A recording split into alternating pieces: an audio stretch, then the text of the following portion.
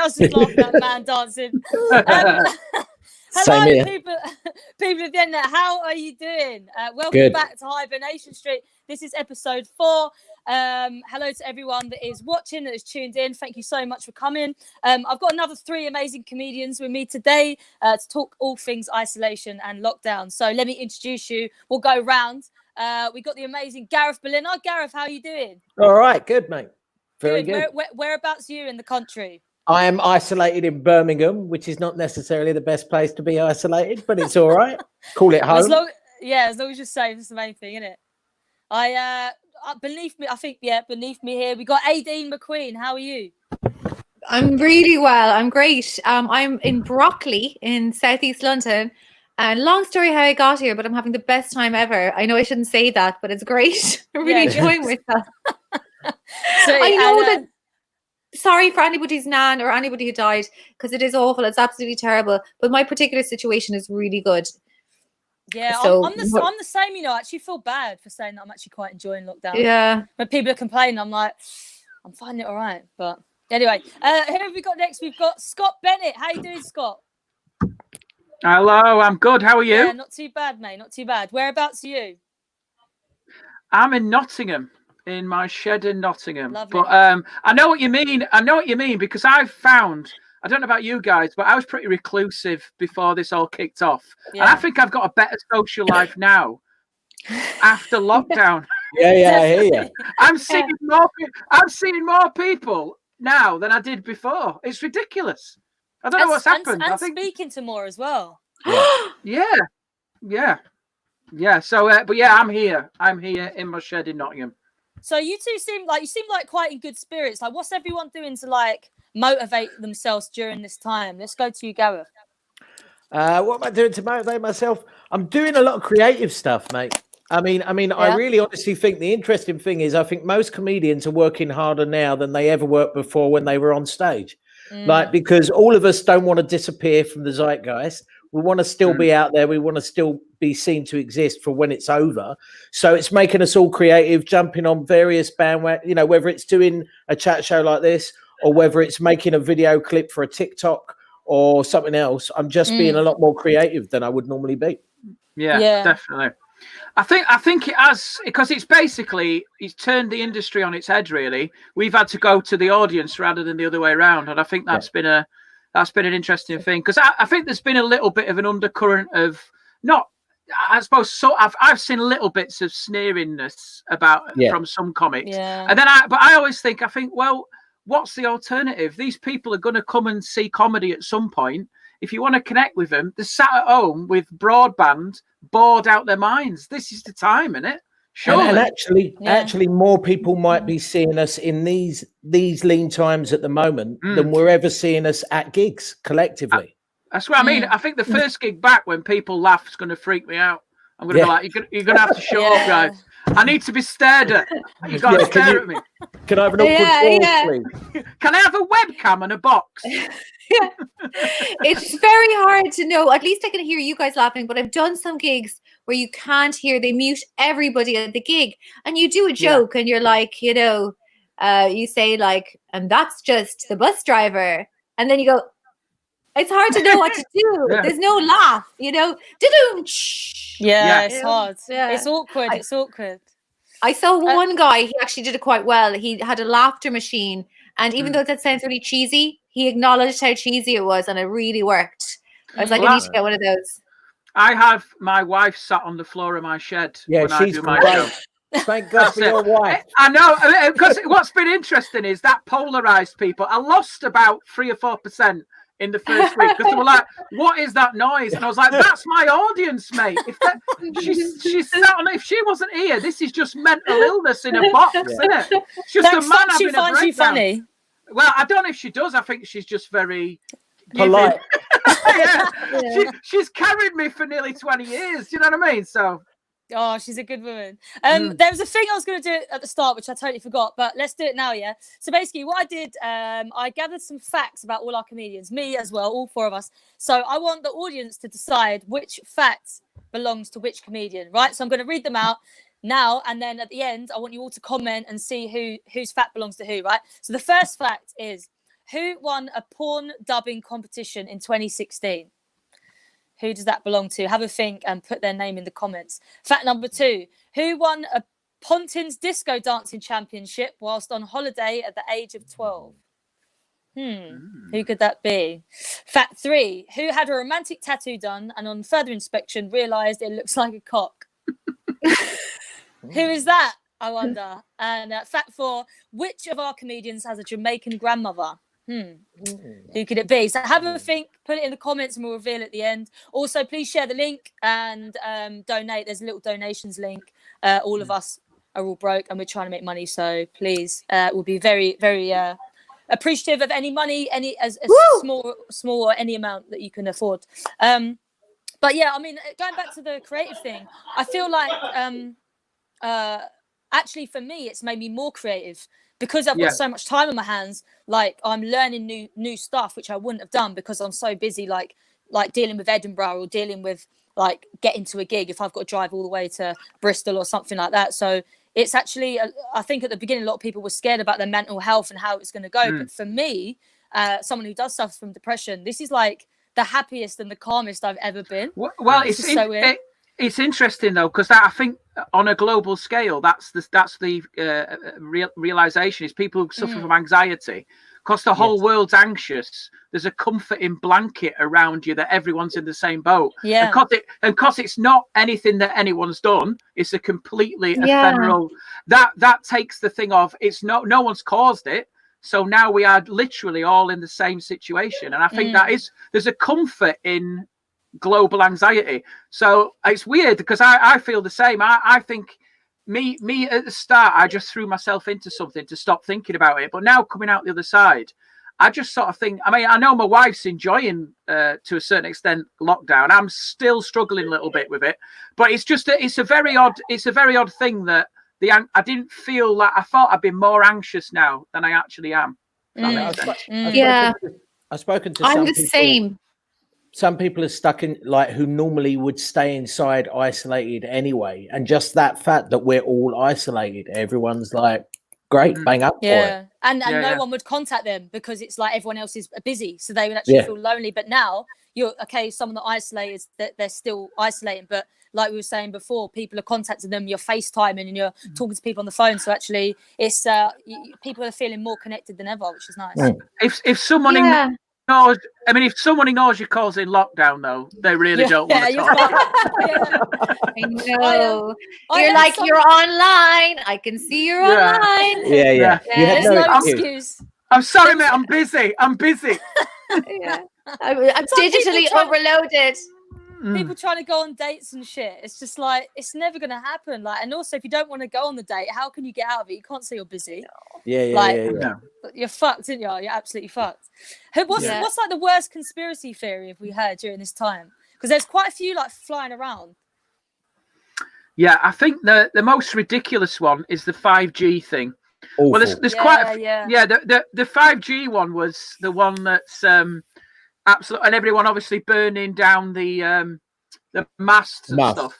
But which is I've looked into it. I don't know how a virus can be transmitted via 5G. I mean, I've got grounds to burn down my local telecommunications equipment because I've got a beef here. My cabinet just outside there isn't fiber ready, so I'm on shit broadband. That's and I would happily take a torch to that bastard out there because I know for a fact that it's one switch to give me fiber and they won't do it. You should get your wife to climb up there. She seems game. She'll do anything. Little antenna. Bit of copper wire, Aideen. That's it. Run a bit of copper wire in. Yeah. That's her suicide pact. Though. Yeah. She's sick of Scott's jokes. She'll just go there and touch the live wire. The other one that drives me nuts is Bill Gates, who's put in millions and billions to charity. I sounded like Trump there for a minute. Sorry, on the millions to billions. But like Bill Gates, I think, modern, amazing philanthropist. Strangely enough, everyone, and I'm guessing it's mainly billionaires who don't give, who are trying to set him up as the fall guy for being an evil dictator. I've started my own conspiracy theory. Sorry for interrupting there. No, go on. which is I tell most women, including my mother, that if you get coronavirus, you'll actually lose about 2 stone. And you should see the people who are, oh God, really? Taking the mask off. Yeah. And then I have to just be like, I'm really sorry. No, I lied. But it's great. If you want to really, really mess with somebody's head, mess with my mother's head and her dieting mania, say that. I love the idea of, I can't talk to you, Aidan. I've got to go out and lick a handrail. Yeah. Yeah. And I can talk to you. I can't talk to you, but I can spit in your, will you spit in my mouth? Spit in my mouth. Yeah. Spit in my mouth. The other one's obviously the bat, eating a bat is where they reckon comes from. But I read today though that it's it might not even be that. It might just be a natural selection thing, a virus that just happens. Yeah. And But how it's did the most. how did it come out of nowhere though? Well, actually, it's evolution, isn't it? It's an evolutionary bacteria, I think. But I don't know. Since I heard that rumor about the bats, I have actually stopped eating them now.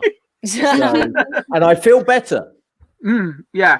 I mean, I think the thing is, a lot of people have said it's an engineered virus or a biological weapon, but I think where that falls down is that if they were going to engineer a virus, they'd use one that already existed and just make it worse. Tweak it.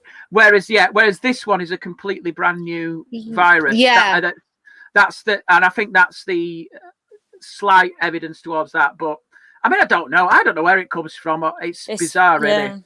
Yeah, they say that people who got the MMR, the measles, mumps, and rubella injection, are less immune or more immune to it. Now, really? I never got that injection, and I was totally fine.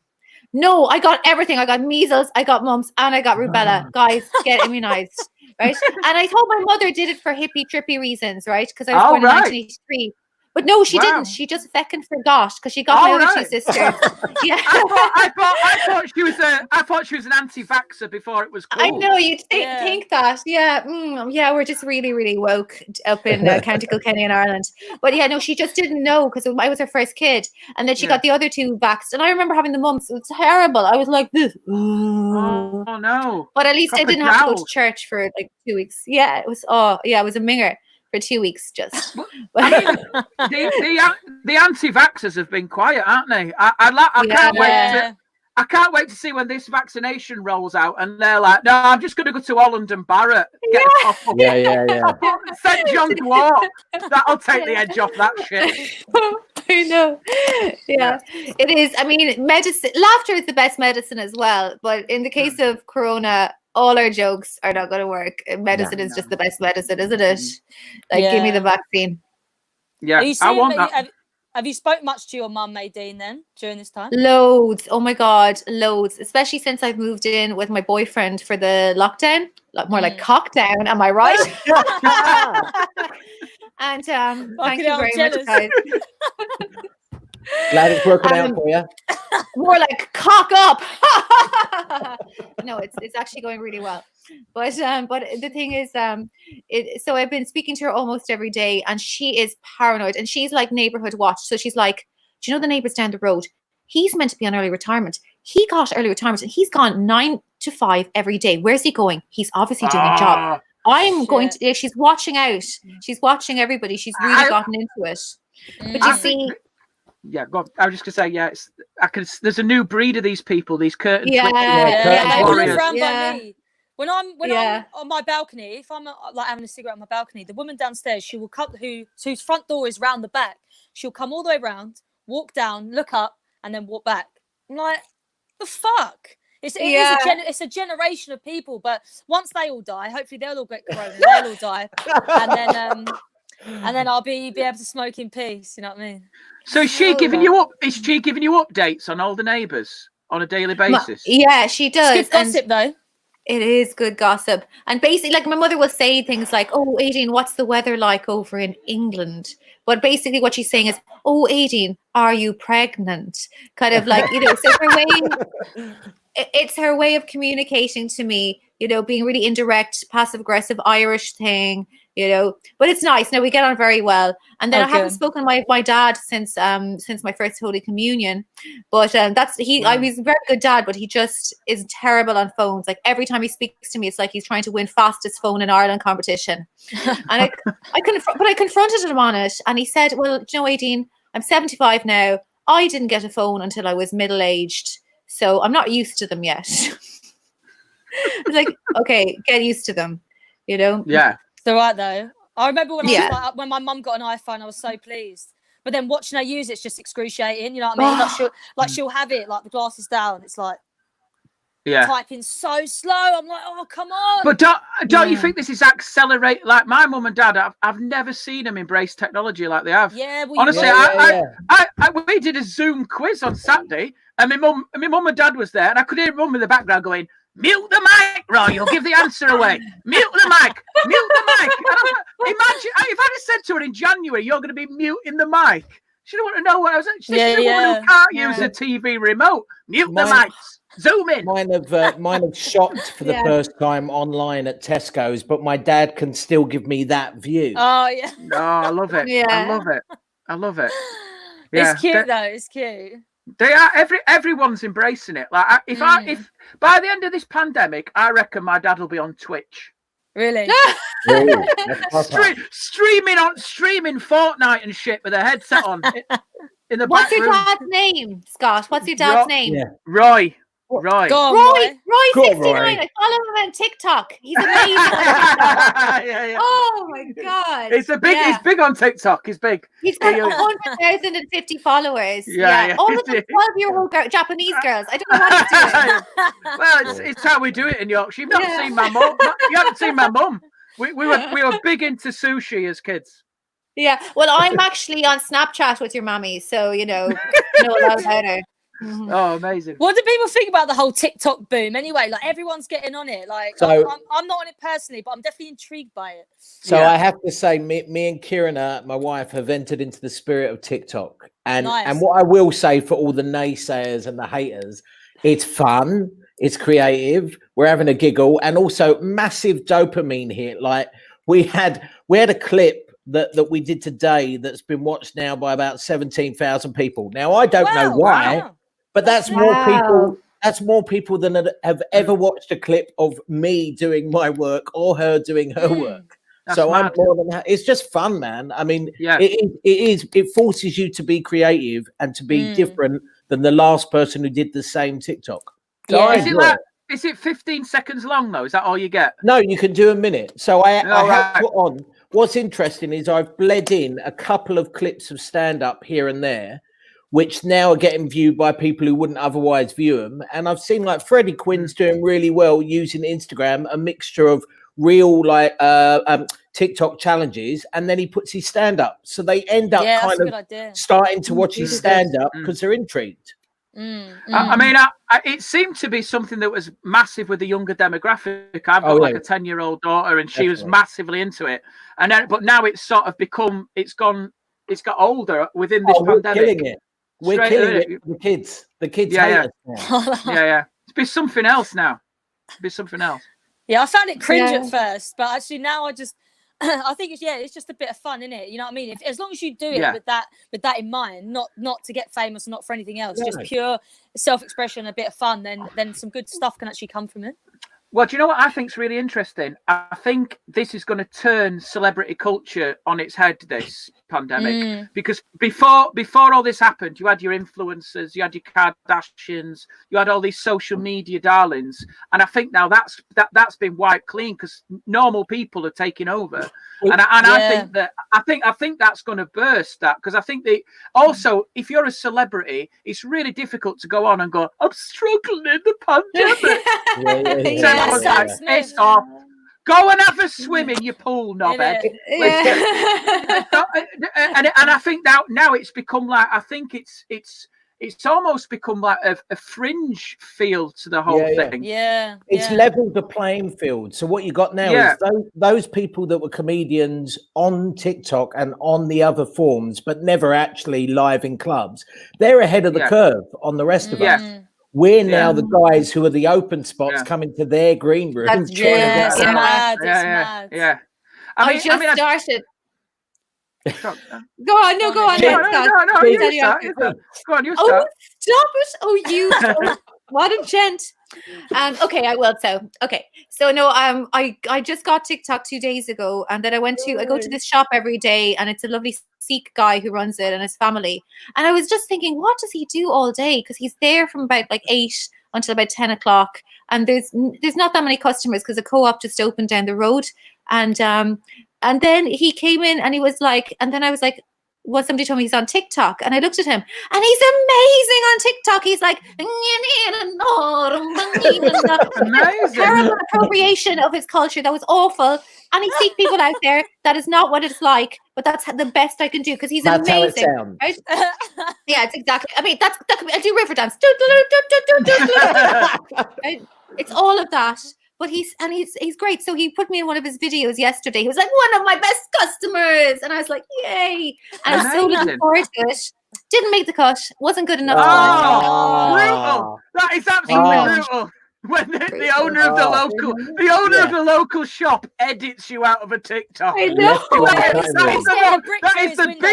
is a career defining bitter blow, isn't it? I know. He's hundreds of followers. Like, Hello. I think they're all his cousins, but still, come on. You know.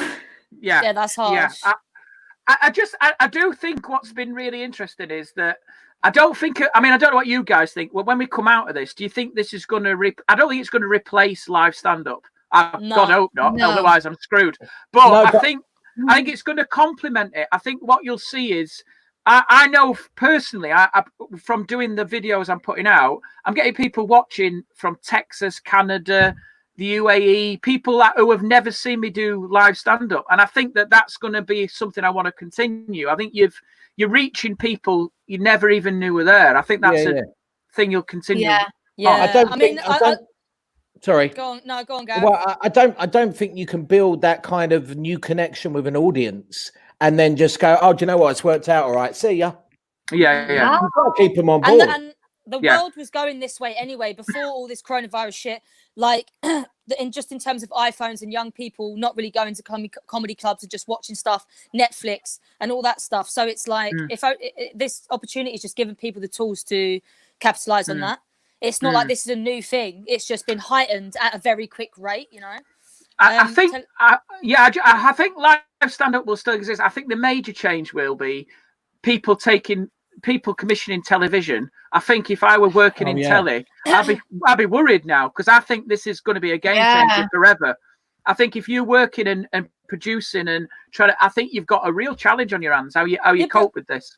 Well, but it's been going that way for ages. Yeah, it's been going that way for a long time. And it's just bullshit. Like, you write a sitcom, you go through all the different stages, and then this, and this, and it's so hard. Everyone knows it's so hard to get a sitcom commission. And fucking like they're releasing all these TV shows now. It's like, oh, okay, so within days you can actually film something and put it on TV. You've actually shown the whole world how easy it can be. So now, like you said, people are just going to be making their own shit and putting it on their channels and whatever. You know what I mean? They've really got no excuse. Yeah, I mean, which is good. Even sorry, Scott, I was going to say, advertising, like on Spotlight at the moment, where I'm on Spotlight for acting, you can see adverts now that they're paying £1,000 for somebody that might live in your house to do the filming for the advert, because advertising doesn't stop when this shit's going on. So they're still out there producing. Yeah, it's bullshit. Yeah. I mean, you could see the writing was on the wall, because I noticed my kids watch. They don't watch telly, they watch YouTube, and they watch the same people all the time, and they watch like I remember she started watching this channel of this kid that unboxes shit and opens stuff. And basically she I said to her, let's have a look at that. 45 million views. That's what he was getting. And like Martin Luther King's speech, I Have a Dream's getting 9.5 million. Oh, so my God. 5 times many people watching a girl in America unbox a My Little Pony than a fucking moment in history. And I sort of said to my daughter, I said, this isn't a future. This I like, you know, she might be happy now, but she's only 11, and she said to me, it don't matter, Dad. She's retired. Do you know what I mean? She's not going to. She's a multi-millionaire. And I was like, get on that computer. We Get it. Open a box. Open a Amazing. box. Yeah. we completely deserve Corona. That's what I'm going to say. Yeah. Is, It's a People very need to die. individualistic. It's a very individualistic thing. Like, and the whole Martin Luther King thing is funny because I think Martin Luther King's speech, "I have a dream," is so resonating. But if he was to make it now, he will go, "I have a dream," and everybody millennial downwards go, "Ooh, am I in it?" Yeah. He'd have to I say. get it. He'd have to say, "I have a dream. Let me just open this box for you first." Yeah. God, unboxing. I don't even know what that is. Oh, I'm it's gonna great. totally check it out. It's great. Every day's an education. My two. I have. This is the thing. Like their world is what we're in now. It's really interesting. Mm. It's like their generation. It's their foundry. It's their workplace. It's everything. Their social life. Their whole world is online. It's. And we're having a taste of it, or I am now. It's been really interesting from a psychological point of view, It's a shame, Yeah. really. I do miss the old days of when everyone wasn't on their phone so much. You know what I mean? Me too. I think it's killed a lot of stuff off. Although I was watching a concert the other night on YouTube, and I did freak out, not because of people not on their phones, just because there was everyone in a crowd. And I was like, what the fuck are you doing? And then I realised we could do that back then. We were allowed. I'm having that same knock on when I'm watching movies. Like, there's too many people in this scene. I'm having the same, the same thing.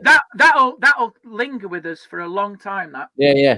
Do you reckon they'll reference it in new films? It's interesting that when we were. There'll be like a film called 2020, and it's just about this. We're going to be swamped by it. Every Edinburgh show, 2021. The amount of Edinburgh shows with coronavirus stuff in, man. Yeah, it's just going to be unbelievable because it's going to every single bit of art is going to be touched by this, isn't it? It's going to be you're never going to get. It's going to take a couple of years to rinse it through.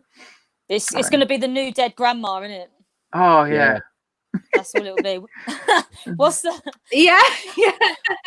Like that painting Guernica by Pablo Picasso. Guys, I'm cultured, and that was like representing and like Picasso pixelisms, the pain of the Spanish Civil War. And like for the Corona painting, you'll just have like a man on a couch with like the light of his mobile phone coming up against his beer belly beer chin or something like that. I don't know what the art would be to represent it. With Joe Wicks on in the background. Yeah. Just sat there eating shit. Fag hanging out his mouth. Yeah. So what's the first thing that people are going to do when we get out of lockdown then? Like what's the one thing you're thinking, oh God, I cannot wait to do that? Well, I told my wife we would need a holiday each. Yeah. Yes. Yeah. Individually. As far away as possible. Yeah. I like the idea that you're still social distancing long after. Yeah. No way. Yeah. I think what I'm going to do is to go up to a random stranger and cuddle them.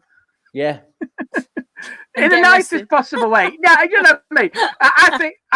I think I'm just looking forward to doing a gig again, a proper gig. That's the thing. Yeah, that's for me. I just can't wait to like just like do fun things, like go to the pub, go to the cinema, just do normal like fun things, or just to a restaurant. I can't wait to eat out.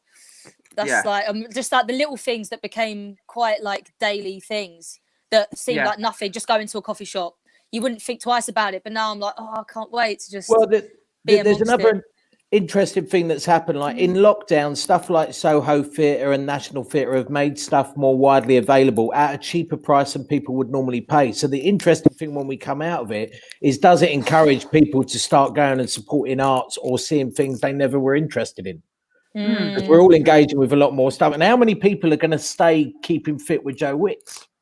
Well, not many. I don't think not many. I think what's wonderful is that started off. Oh, God bless him. That was a metaphor for, because when he started off the first day, he was getting like 2 million, and I was going. What's it dropped to? It's dropped to like, I think there's a hardcore few now, about 100,000 or something. Oh, but no. You're gonna say 4. No, but he's like wearing costumes, doing it in fancy dress, and I'm like, mate. Oh, I just love the idea of the British people just going, we'll do one day, and then we're done. We're done then for the year. Do you know what I mean? So it's like, it is difficult to maintain that routine, isn't it? Yeah, for sure. How's the homeschooling going? No, it's a fucking nightmare. That's a great answer. Says it all. I mean, I'll be honest with you, right? What was hilarious was when we had the Easter holidays, my eldest daughter genuinely said to me, "Oh, I'm gonna have it's good the holidays because I feel like I'm really ready for it this year." And I went, mate, you've done nothing. You've done nothing for 2 weeks. You've watched The Blue Planet and coloured in. That's it. You can't be taking a step back from fuck all, mate. Boy, it sounds like the perfect life. You know, poor I'll people watching unboxing is very grueling. I know. Well, I'll be honest with you. We're quite relaxed. The first thing I want to do when the show finishes is I want to go to the beauticians because it's the first time I've seen myself. I didn't realize how fake I was. My eyebrows are all dyed. My eyelashes are dyed, right? I have makeup on every day. I get everything waxed. And I saw myself for the first time with no makeup on, all my leg hair. My real self is a 17-year-old German boy. Like, he's pretty good looking, but he's not me, you know? So I just want to get back to like grooming and getting something in the shop and clothes and all of that. Yeah, they're going to clean up as well after this. All those beauty parlors and hairdressers, they're going to make so much money. Fuck. Can you imagine how hairy that floor's going to be, though? Yeah. And that's just the legs. Yeah, it's going to... I just like the idea when you walk in, AD, and they go, Klaus, how are you? Come on in. Come on in, Klaus. Ik ben 18. Yeah. Jesus. This is going to be TMI, but I'm a natural redhead. And like downstairs between the legs, it's like I have Chris Evans in a leg lock, guys. It's intense. He's gone silver now. You need another ginger reference. I don't know who's a famous ginger. Has it been that long? Do you know what? That's really scary. If it's been that long that it's gone grey. It's gone grey. Imagine if it's gone grey, man. Going back to the old school. Well, my wife is an ex-teacher, so we're only doing a couple of hours a day. I don't think you can replace school. No. And I think we're just keeping it chilled out, really. You know, they're just, as long as they're happy and they're not on the, watching telly all day. That's about it, really. Yeah. How are you guys finding like me time? Because obviously, I know Scott, you're with kids. Aideen, you're with kids, and obviously Gareth, you're with your partner. So, like, how are you finding time just for yourself? I escape, like I've turned the spare room into a bit of a man cave with my PS4 and other stuff. And when I realised, because the general arsehole around here is me as opposed to my wife. So when I feel my arsehole quotient filling up and I'm likely to burst, I just take myself to my man cave to kill some people on Call of Duty for a bit, vent that anger, then go back to the wife rather than beat her up or anything like that. Yeah. That's a good system. That's a good system. Yeah. Better than a punch in the face for her. Absolutely. What are you doing? Not that I would. What are you doing, AD? Is she frozen? AD? No, I'm okay. No, I'm okay. Just really placidly smiling. Ignoring me. So I looked frozen, but I'm not frozen. What are you doing for me time? What are you up to? She's might have been frozen there. Sorry. I'm sorry. That time I think I was frozen. I don't know what's going on. I'm right beside I'm sitting on the modem, guys. I'm literally sitting on the modem through my body into the computer. This is London. I should have the best broadband.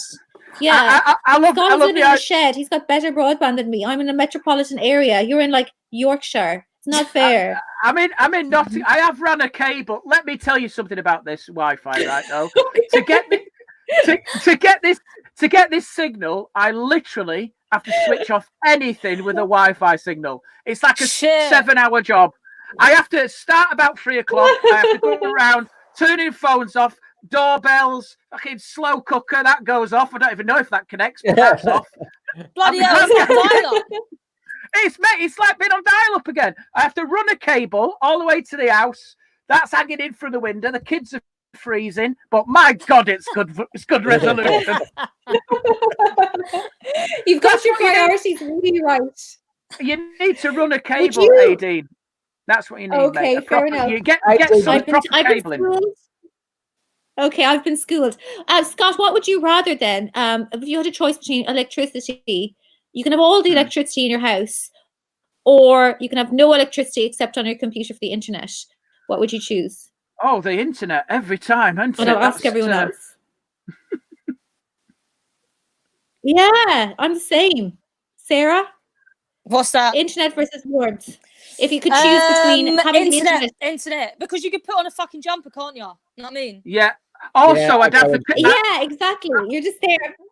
What you could do is put a picture of that fireplace thing on your computer. Yeah. And that, at least that psychologically feel warm. Yeah. I'm cold anyway, so fuck actually, it, man. So true. You've got to be on the internet. Yeah. So anyway, back to my question, which you didn't fucking answer because you like froze a million times. Homeschooling. Sorry, Pesh. What are you doing to find some me time? Me time. Yeah. Oh, listen, it's very difficult. So first of all, my landlord and landlady that I lived with were a bit older than me, but it was a really nice house. And then they're like, "Sorry, Adrian, you have to move out because we are going to cocoon because we're in our 70s." And I was like, "Oh, okay." It was time for me to move out anyway, so I said that's fine. Wow. So then my boyfriend said, "Yeah, do you want to come and stay with me?" And we're only kind of going out for like a month, really. And I was like, "Yeah, okay, that'll be fun." And he's like, "It'll just be me and you in the house." Okay. So then the next day after I moved, he was like, "I'm really sorry, but my kids meant to be with their mom, but that she's really ill. Their kids have to come and live with us as well." And I was like, "Okay, great. That'll be great for me to find and meet a 17 and a 19-year-old. Yeah, I can be the hot stepmom, right?" Then the son's girlfriend, right? Her parents were very ill, and they were like, "We're really sorry, but if you meet your boyfriend, you can't come back to the house." So he was like to his dad, "You've got your bird, really good London accent, isn't it? You've got your bird in the house. I can have my bird in the house." So now I'm living with 3 teenagers, right? And my boyfriend and the dog and me, right? In a small house. I can sometimes so no shagging. Go to the toilet. There's no lock in the toilet. But if I put my leg against the door of the toilet to lock it, I can get some privacy. That's about it. Okay. There's lots of shagging, but I'm not doing it, darling. I love your boyfriend's balls. I love the fact that your boyfriend a month in just thought, "Fuck it, let's live together at a time when we might be at each other's throats." What an amazing man. Do you know what though? You're probably you think about how many people have had that situation change like that. Yeah. That's Very phenomenal. So many people. Yeah. I mean, because that's it's like going from a house with 2 old people listening to the Archers into basically just some frigging sitcom, sitcom like In-Betweeners meets, I don't know, EastEnders. It's bonkers, isn't it? It's happened overnight. Unbelievable. Yeah. It's like I was actually just thinking it's like the Outnumbered combined with Curb Your Enthusiasm. It's hilarious. I'm writing everything down. It's brilliant. To be honest, I'm having a great time. That's why I'm having the time of my life, because they're really nice. I was totally nervous because I was like, not that I'm a stepmom, but I'm like, I was coming in because who likes stepmoms? Like, stepmom is the worst thing to be. Like, where do you meet stepmoms? 2 places: fairy tales and pornography. That's it, right? They're bad people, aren't they? In general, right? In different ways, in very different ways. In different ways. But neither of those people are putting feminism forward, right? It's not a good person to be. But I'm not really stepmom. I'm more like a kind of an aunt she'd like to fuck or something like that. I'm not sure. I can't accept that yet. But but I'm having a brilliant time. I'm really enjoying it. Yeah. So it's worked out well, thank God. Good. And hopefully by the end you can work on your London accent a bit more. Yeah, you can give me lessons. Well, what they're on about is in Disney films, they're going to change the stigma of the stepmom. There've been complaints. Really? Oh, really? Yeah. Because it's an old stereotype, isn't it? It really is. Yeah. And so they're trying to do it. But then if you want a really good Cockney accent, Aideen, you want to watch Mary Poppins, Dick Van Dyke. Yes, of course. Mary Poppins. awful. If they're going Or, to change stepmothers, though, they got to make all the dads cunts then, because to make it a little bit more realistic, a little bit more. Yeah. But they realistic have done that. Where? They- What the Peppa fairy Pig- tale's got bad dads? I love Well, it no, in Peppa, well, I was just saying Peppa Frozen in Frozen 3. Yeah. If they make Frozen 3 and they go, oh, I'm sorry, Dad's at the pub, just at Weatherspoons all day. It's off his brilliant, nut. isn't it? He's off his nut, your dad, mate. but they did it for Peppa Pig. Peppa Pig's dad is this thick northern pig with his little hairy head, and they're all He's a just dickhead. fucking everything up from. Yeah, he is a dickhead, and that's where it's like men's rights activists are complaining that children have no respect for men when they Yeah, watch Peppa's a Peppa bitch, Pig. though. Pig. Peppa Pig is a jumped up little bitch. But right, we've got She is. 5 minutes left, and Okay. I totally Wow. forgot that. Well, yes, it's gone fast, isn't it? Yes. Yeah, We it's need good. to reveal to everyone watching what our facts are, what comedian they belong to. So I need to refresh my memory. So the first one is fact 1. Who won a porn dubbing competition in 2016? Who did we think that was? I will reveal to you that fact belongs to... Come on. Me. Who's it? Aideen. Me. What's the story behind It's that? me. It's Aideen McQueen. Were you the stepmom? Good callback. I know. He's not lost it, has he? He's not lost it. Yeah, so what Do I happened have to then? explain why? Yes, I want to know. Was that some of the dubbing? Yeah, I was we speak Irish Gaelic, and they're trying to make Irish Gaelic. It's like a Welsh, but not as sexy, if you can imagine that. And they're yeah. So what was a bit from it? And then? they were trying to make it more popular. Ah, yeah. right. So they had a competition where you had to dub porn into Irish. Is this part of the film? I don't know, but we've lost her. Let's go on to fact 2. Fact 2. Who won a Pontins disco dancing competition while on holiday at the age of 12? I reckon I know who this is. Who do we think it is? Reveal yourself. Yes, Scott. I knew it would be Scott. Hey! So, I mean, I guess it's pretty self-explanatory. Can but, you remember Yeah, the tune? yeah. What was the tune, Scott? Can you remember? I think it was Vanilla Ice or something. Oh, good. I remember as well, and I'll tell you this briefly. I don't know if anyone went to sort of holiday camps as a kid. Little bit Butlins, sinister. big Well, up. little bit, yeah, bit sinister looking back, Pontins, because what they used to do was they'd have a man who the parents, right, wouldn't put their kids to bed in the chalets. They'd let the reps do it, which is always a bit troubling looking back. Yes, So yes. then they would get a man in, this is genuinely true, and he would sing a song, and he would sing "Good Night Children" from the Evacuations. See you in the morning. And everyone would sing, and all the parents would be getting pissed, and they'd go, "See you, kids," and their own children would wave them off out of the doors with this strange man and all these reps, and they'd just go, "Good night." And I just thought to myself, I bet they're all going in the back of a transit van. Good night. Boom, all the way to Dover. Never seen again. But my mum and dad, we didn't stay on the site. We stayed in a caravan because we really had no money. That's how little money we had. And so we did one night. They did like a competition, and it was disco dancing. And I remember they used to tap you on the shoulder if you were coming through to the next round. And I remember it was at the end, and it was just me and another lad facing off. But I mean, I think he was about 27 or something. And then that was it. Got a little trophy. That was it. Nice. Nothing else. Oh, that's so cute. That's a great story. And right, so our last 2 facts, we've got who had a romantic tattoo done and on further inspection realised it looked like a cock. Ooh. Well, it ain't me, so it must be It's Gareth. gonna have to be me, isn't it? It's gonna have to be me. Can we see the tattoo? I got the tattoo done. I should explain, right? Look, this is the tattoo, right? Oh, it is phallic, yes. Very Okay. phallic. Now, What's I should explain what it is Kiruna, my wife, is named after the town of Kiruna, which is there in Sweden. Right. And that's a train that we took from Stockholm to Sweden. And I knew I couldn't get her name. She said I couldn't get her name. So I said, okay. And then she said, and then I thought I'd get the coordinates for the town of Kiruna. But then I remembered I'm Jewish and tattoos and numbers don't go down well with my people. So I can't go there. Yeah. And then I went, do a map of Sweden, draw the train track and put the heart at the top.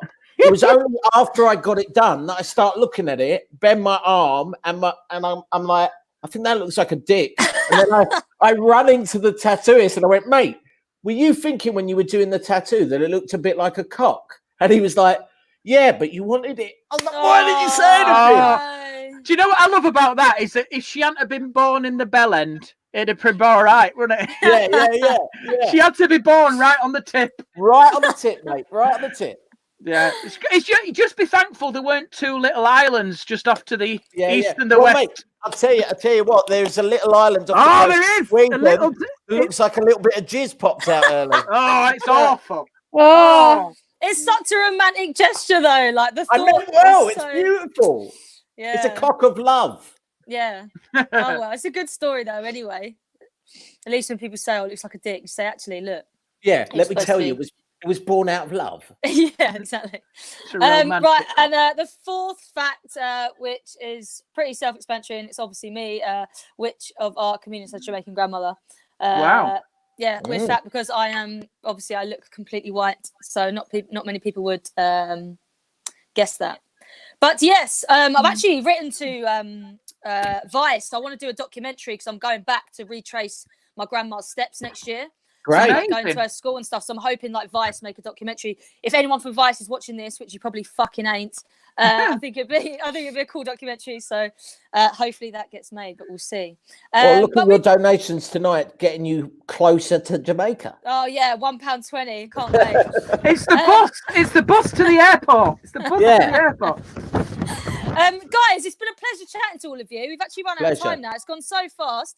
I'm glad you're all safe and you're all coping. But yeah, just quickly go around and tell our audience where they can find you and give them your social media handles. Let's start with Scott and go round. Yeah, Scott B Comedy UK. If you go to my Twitter, that's my Twitter and Instagram. Scotty B Comedy UK. That's I've got that wrong. ScottBennettComedy.co.uk is my website, and I do a show 8:15 on my Facebook page every night on Thursday nights. I'm so confused. Thursday nights, 8:15 in here. Stand up from the shed. We're on 7 now. 7 shows this week. There you go. Amazing. Aideen, where can we find you? I'm on Instagram, Facebook, and the other one, Twitter. Not great on Twitter though, but you can follow me anywhere, or you can just follow me around broccoli. I don't mind. I need the attention. But don't 2 meters apart. 2 meters apart. So Aideen McQueen, AIDEEN, and then McQueen like Steve McQueen, McQueen. Brilliant, amazing. Right, and Gareth. I'm at Gareth Berliner on Instagram and Facebook and Twitter, and also now exclusively on TikTok with my wife. And it's Berliner, as in Ich bin ein Berliner, ER at the end. There you go. Amazing. And you can catch me on Instagram at SCallahan1. And yes, stay safe, people. Keep washing your hands, and we'll see you next week. See you later. See you later. Bye. Bye.